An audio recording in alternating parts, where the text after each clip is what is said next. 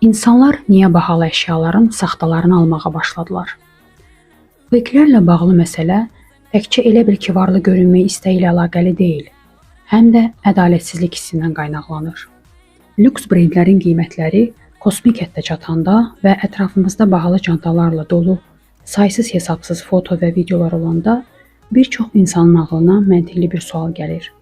Mən axı nəyə görə pul ödəyirəm?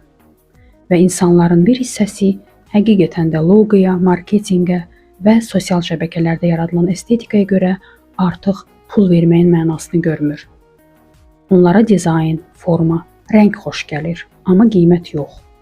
Buradan da belə bir istək yaranır. Eynisini istəyirəm, amma daha ucuz. Üstəlik vizual mühit də təzyiq göstərir. Hər fotoda brendlərin olduğu sosial şəbəkələr. Əşyalar uğur simvoluna çevriləndə bazar buna fakelərlə reaksiya verir. Çünki çox vaxt insanlara obyektin özü yox, mən də digərlərindən geri qalmıram hissi lazımdır. Bəziləri saxtanı şuurlu şəkildə seçir.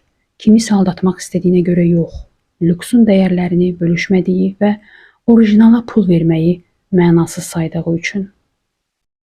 Amma reallıqda stil sadəcə markaların və ya loqotiplərin olub-olmaması ilə ölçülmür. Həqiqətən tərz görünənlər əşyaları düzgün kombin etməyi, proporsiyalarla və rənglərlə oynamağı bacaranlardır.